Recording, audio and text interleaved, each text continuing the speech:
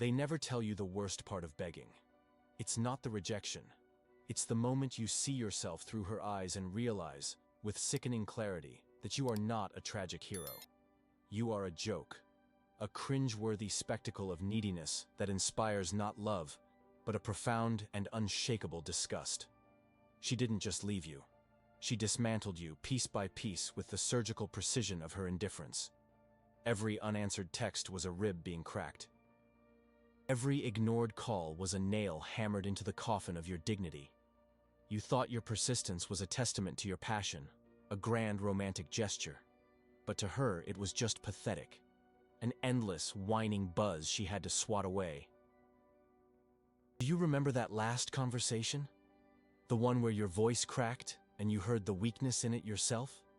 You laid out your heart like a cheap rug for her to wipe her feet on, listing all the reasons you were perfect for her, promising to change, promising the world. And what did you see in her face? Not anger, not sadness. Something far worse.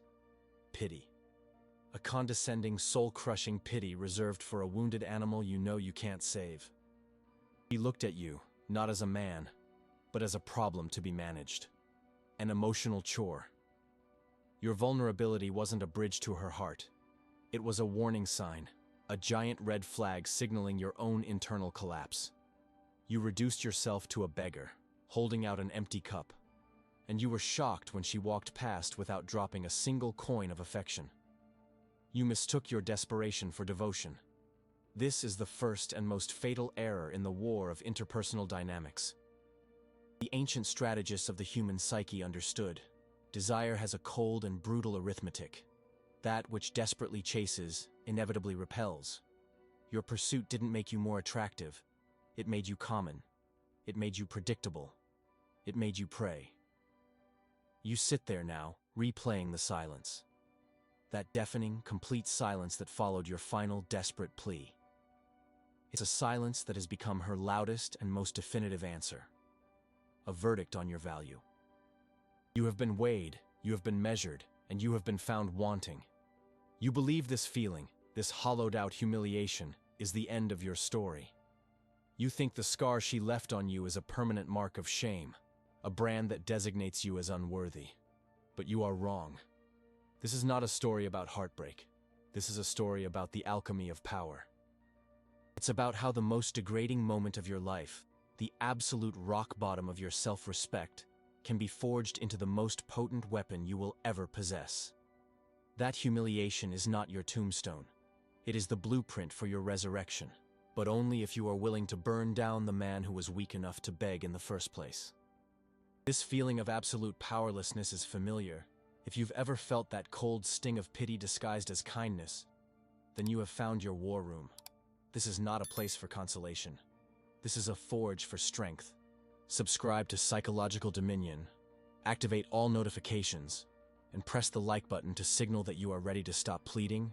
And in the comments, I want to know the battlefield you are fighting from. Declare your city and country, and tell us about the moment you finally understood that begging for respect is the fastest way to lose it forever. Let's map out the territories of our new dominion. Let's dissect the moment the rot set in. You think it was a grand, dramatic betrayal? A singular event that shattered your world? You are wrong. Your collapse was not an earthquake. It was erosion. It was a slow, silent decay that happened one grain of sand at a time, one small concession after another. You didn't notice the foundation crumbling beneath you because you were too busy looking up at her, praying she wouldn't frown. This is the autopsy of your authority. We are here to identify the disease so you can finally develop the cure. The first stage of this plague is what we call emotional concession. It begins with a test, always. Small, seemingly insignificant test of your boundaries, your principles, your very reality. She says she'll be ready at 8. At 8:30, she's still not ready. You wait. You say nothing. You have just failed the first test. You have communicated that your time is not valuable, that your plans are secondary to her whims. It was a minor inconvenience, you tell yourself. It's not a big deal. But in the silent, brutal calculus of power dynamics, you have just handed her a key piece of intelligence. Your frame is breakable. She makes a joke at your expense in front of her friends. It stings, but you laugh along. You don't want to be that guy, the one who can't take a joke. You have failed another test. You've shown her that your public dignity is negotiable for the sake of social harmony. She cancels plans at the last minute with a flimsy excuse. You reply, "No problem, I understand." You have failed again, and this time, the failure is more significant. You have taught her that there are no consequences for disrespecting you or your commitments. Each of these moments is a paper cut. Alone, they are nothing. But 1,000 paper cuts will bleed you dry. You called it being easygoing. You called it choosing your battles. The reality is, you were avoiding conflict because you were afraid. Afraid of her anger. Afraid of her disapproval. Afraid of the silence that might follow if you stood your ground. This isn't about being a tyrant or controlling her every move. It is about the simple, non-negotiable principle of self-respect. A man with a solid frame does not rearrange his reality to accommodate disrespect. He simply removes himself from the disrespect. You stayed. You adapted. You conceded. Every concession, you hollowed yourself out, creating a vacuum that her power inevitably rushed in to fill. From emotional concession, you descend into the second stage. The internal state, once a fortress governed by you, now becomes a territory occupied and administered by her. Your mood for the entire day is dictated by the tone of her morning text. Heart emoji means you can breathe. Period at the end of a sentence sends you into a spiral of anxious analysis. You have outsourced your emotional regulation. You check your phone not for information, but for validation. The 3 dots of her typing are a lifeline. The silence when they disappear is a death sentence. You start to police your own behavior, not based on your own code, but on what you predict her reaction will be. You don't go out with your friends because you know it will lead to a passive-aggressive interrogation later. You don't pursue a new hobby because you're worried she'll see it as you pulling away. Your life is no longer your own. It is a series of preemptive maneuvers designed to manage her emotional state, because her emotional state now determines yours. This is a prison of your own making. You are the inmate and the guard, pacing the cell, rattling the bars, all while she holds the key, completely unaware, or worse, completely aware of the power she wields. Her silence is dominance, not disinterest. It is a strategic withdrawal of affection, a weaponized absence that forces you to frantically work to regain her favor. You become a court jester, desperately trying to elicit a smile from a bored queen because her smile is the only sun in your sky. You have lost control of your inner world, and a man who does not control his own mind is a puppet waiting for a master. This leads directly to the third, and perhaps most pathetic stage, validation seeking. Having surrendered your own internal compass, you now desperately need her to give you directions, fish for compliments.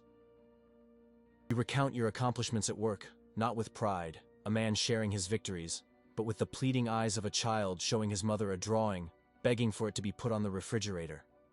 "Did you see what I did?" translates to, "Please, tell me I'm good enough." You become a performer in your own life. Every action, every word, is calibrated for her approval. You buy things you think she'll like.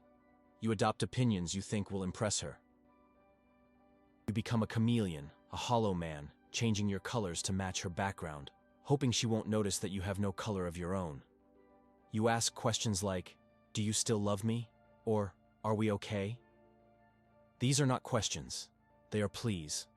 They are the verbal equivalent of holding out an empty cup. You are begging for a reassurance that a man who is truly secure in his relationship never needs to ask for. He knows the answer through her actions, through her respect, through her investment. You only have her words, and you suspect deep down that they are hollow. When you ask a woman if she loves you, you are not confirming her love.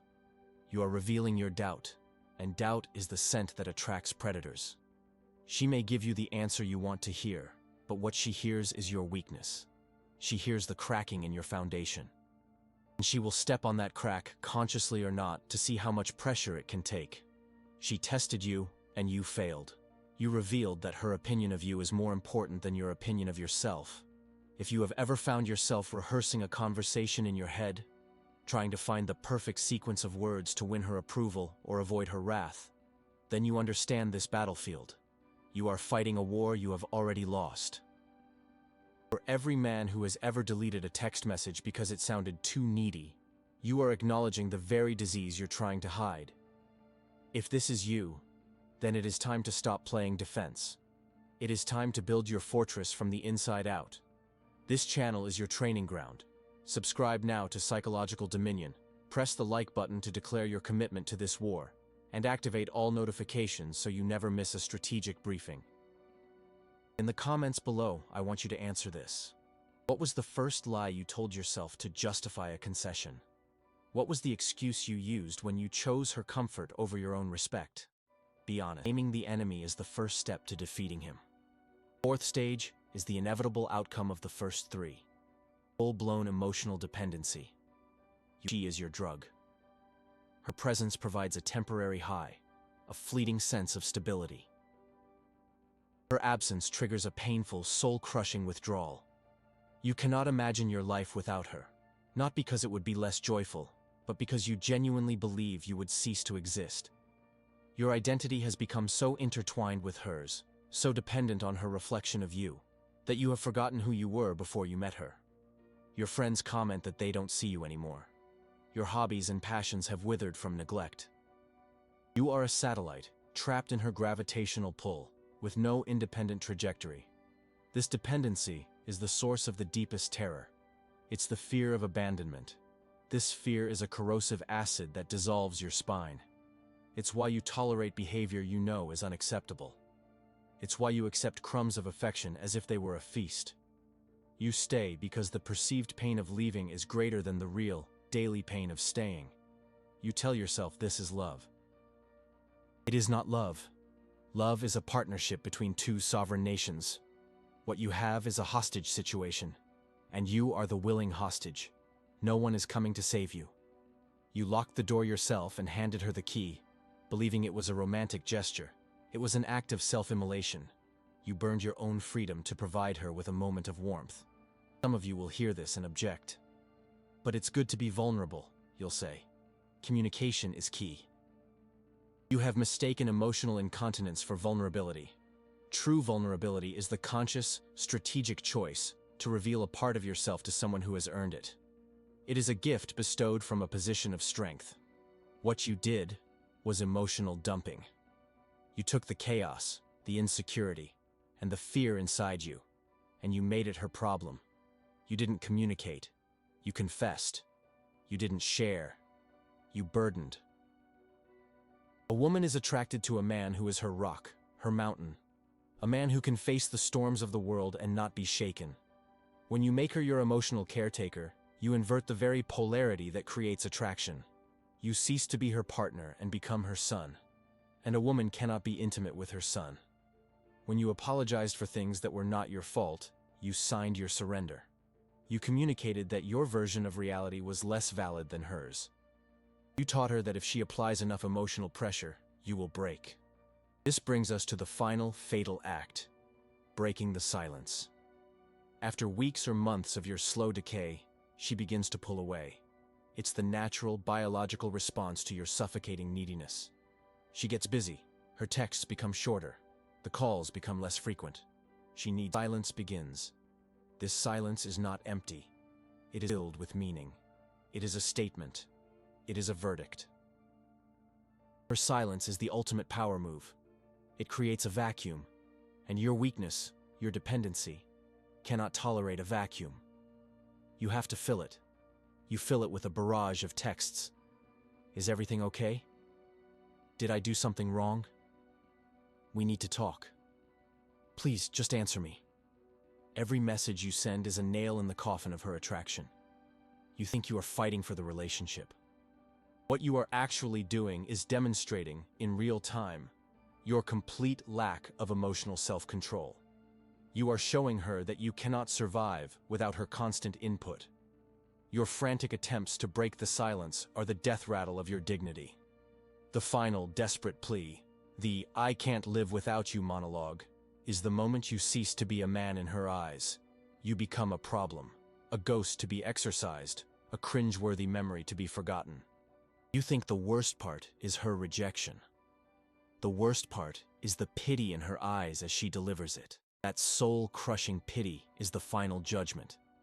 It confirms that you are not her equal. You are something to be managed, to be handled gently, like a broken thing. You begged for her love, and in doing so, you guaranteed you would only ever receive her disgust. The fall was not visible. It happened in the silence of your hesitation. It happened in the yes you said, when you meant no. It happened in the apology you gave to keep a peace that was never real. You were not defeated on a battlefield. You surrendered in your own mind long before the war was ever declared. There is no going back for the weak man. There is only the construction of the new one. The man who begged, who pleaded, who cracked his own voice in a desperate bid for affection that was never his to claim. That man is a ghost. You're not here to revive him. You are here to bury him. This process is not emotional. It is not about healing, closure, or finding peace. It is about demolition and reconstruction. It is a cold, tactical operation to reclaim territory that you surrendered. Your mind is the battlefield, your self-respect is the flag, and the war begins now. Forget everything you think you know about winning her back. The objective is not her. The objective is dominion. The first commands of this new war are simple, brutal, and non-negotiable. Cut the excess. Install silence. Control the reaction. This is the trinity of your resurrection. Cutting the excess means a complete and total amputation. You will perform a social and digital surgery on your own life. Every photograph, every saved text message, every digital artifact of your weakness must be incinerated. This is not about erasing memories. It is about destroying evidence. The man you are becoming cannot be burdened by the pathetic artifacts of the man you were. You must sever all lines of communication. This is not a dramatic announcement. It is not a final, angry text message declaring your departure. That is a performance, another plea for a reaction. True power moves in silence. You will disappear. You will block her number. You will remove her from every social platform. You will create a void so sudden and so absolute that it defies her entire understanding of you. She is expecting you to crawl back. Her entire power structure is built on the certainty of your predictable neediness. When you simply vanish, without a word, without a trace, you detonate that structure. You introduce a variable she cannot calculate, your indifference. This is the first step in reinstalling scarcity. You were an all-you-can-eat buffet of emotional validation, available 24/7. Now, the kitchen is closed, permanently. From this void, you install silence. This is your new primary weapon. Your silence is not passive. It is an active, suffocating pressure. In the past, her silence was her weapon against you. It sent you into a spiral of panic, forcing you to fill the void with desperate pleas. Now, you will wield that same weapon, but with 1,000 times more discipline. There will come a time, perhaps weeks or months from now, when a message may slip through a channel you forgot to close. A text from a new number, an email, a message through a mutual friend. It will be casual, designed to test the waters. Hey, just thinking about you, hope you're okay. This is not a peace offering. It is a reconnaissance mission. She is probing your defenses, checking to see if the puppet still dances when she pulls the strings. Response is nothing. Your response is a deafening, impenetrable silence. Every moment you do not reply, her certainty erodes. The power dynamic begins to invert. He is now the one in the void, questioning, analyzing. Why isn't he responding? He always responds. Your silence communicates what no words ever could. You are no longer relevant. Your attempts to access my emotional state are denied. You must understand this critical principle. The one who needs the conversation to end less, wins. By refusing to engage, you declare that you need nothing from her. Be an absence that carries weight, presence that begs. Your silence must become a monument to your new discipline, a statement of power so profound it echoes in her mind, long after she gives up trying to break it. This leads to the third command: control the reaction. The ultimate measure of a man's power is the space between stimulus and response. The old you had no space. Her action triggered your immediate, predictable, emotional reaction. The new you is a fortress of calm. In the unlikely event that a physical encounter is unavoidable, a chance meeting in public, you will execute a strategy of controlled indifference. Your reaction must be a masterpiece of understated power. No anger, no bitterness, no awkwardness. That is all emotional residue from the old man. Your demeanor will be calm, neutral, almost forgetful. You will offer a slight, polite nod of recognition, perhaps a generic, "Hope you're well," and you will continue moving. You will not stop. You will not engage in conversation. You are on your way to something more important. Your body language, your tone, your forward momentum must all scream one thing. You are a footnote in a much larger story. You must be the first to break the encounter. You must be the one walking away. This brief, controlled interaction is more devastating to her ego than any angry outburst could ever be. You have shown her, in person, that the emotional hold she had on you is gone. You are no longer a satellite in her orbit. You are a star with your own gravitational pull. But these are merely defensive maneuvers. A fortress is useless without a king inside it and a kingdom to rule. The true work happens away from her, in the forge of your own ambition.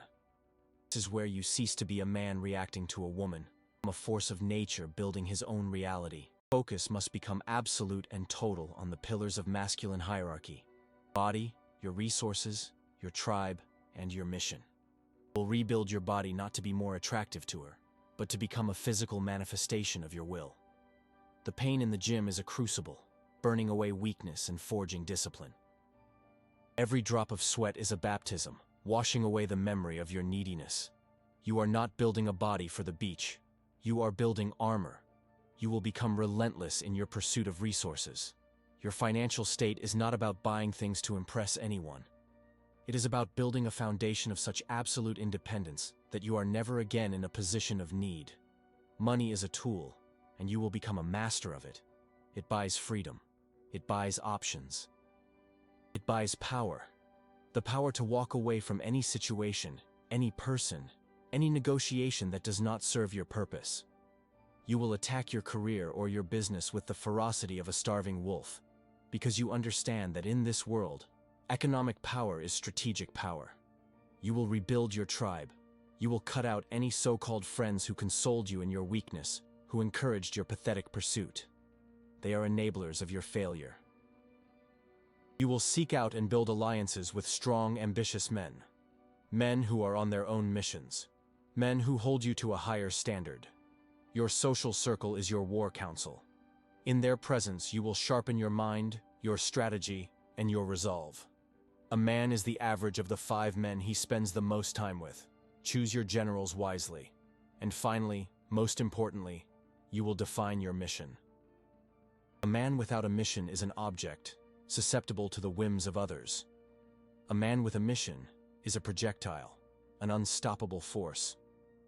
What is the great work of your life? What is the empire you are building? This mission must become your obsession. It must be the first thing you think of in the morning and the last thing you think of at night. Source of your true, unshakable power. A woman can leave you.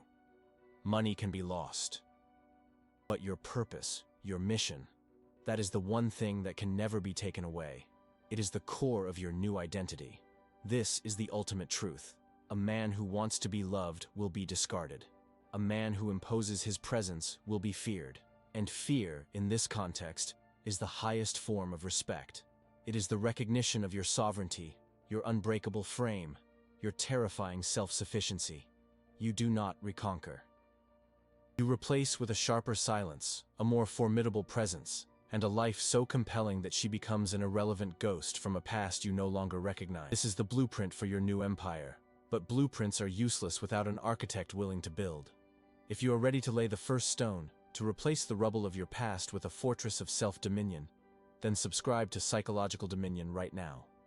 Smash the like button as a declaration that the old you is dead, and activate all notifications to receive your daily strategic orders. And in the comments, answer this with brutal honesty. What is the one weakness, the one emotional concession you are going to execute from your life, starting today? Let the world bear witness to your vow. Your reconstruction is not a hope. It is a project plan. The humiliation you felt was not the end. It was the necessary fuel for the fire that will forge you into a king. And so, months or years later, the moment you never planned for arrives, a chance encounter. It happens in a place of commerce, of ambition, of life, a world that kept spinning long after yours had stopped. You see her, and for a fraction of a second, the ghost of the old you, the beggar, stirs in its grave. It expects the familiar jolt of panic, the sudden shortness of breath, the frantic mental calculation of what to say, how to look, how to perform. But there is nothing. A flat line. A calm, quiet observation of a face you once knew. You are looking at a ghost, but the ghost is her. She is a relic from a buried life. She sees you, and her face is a cascade of calculations she cannot solve. First, confusion. You do not look like the broken thing she left behind. The armor you forged in the gym is not for her gaze, but it commands it. The quiet confidence, born not of arrogance, but of a deep and unshakable purpose, registers in her mind as a foreign signal. This is not the man who crumbled. This is something else entirely. Something dangerous. Then comes the flicker of recognition, followed by a tentative, almost nervous smile. The smile of someone testing the ice, expecting it to crack and reveal the same desperate waters as before. She approaches. She says your name. And this is the moment the entire universe holds its breath.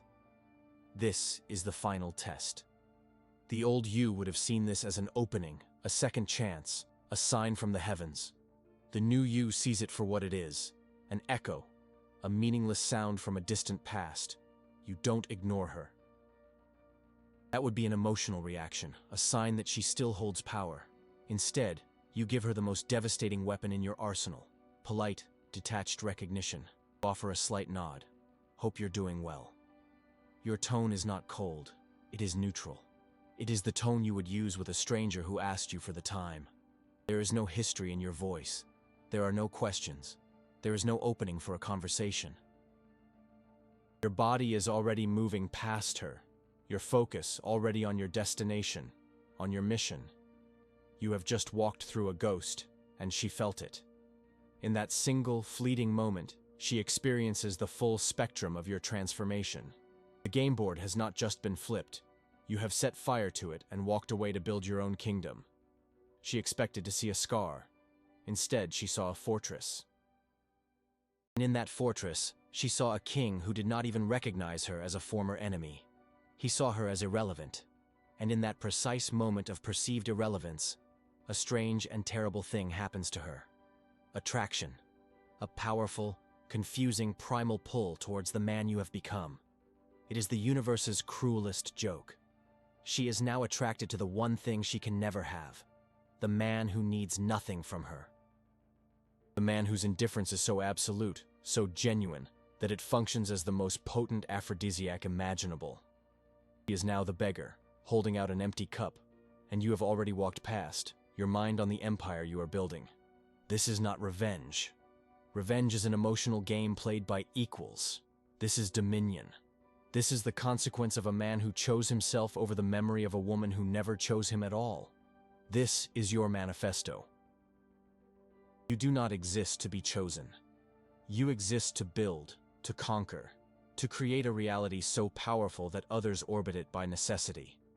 Respect is not given. It is not earned through good deeds or pleas for understanding. It is the silent, involuntary tax that the weak pay to the strong. You impose it with your absence. You solidify it with your success. You make it permanent with your unshakable frame.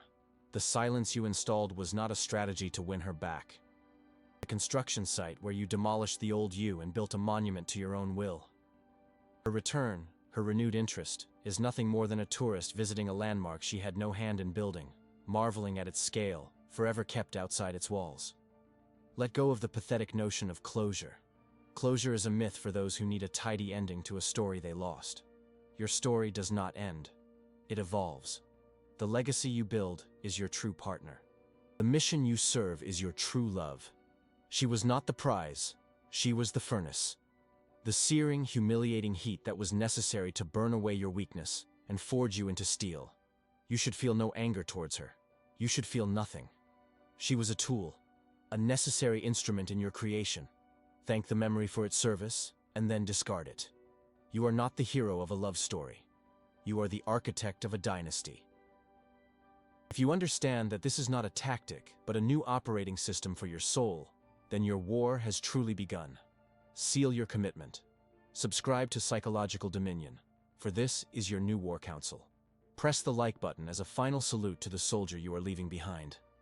Activate all notifications because the battlefield changes daily, and you must be ready.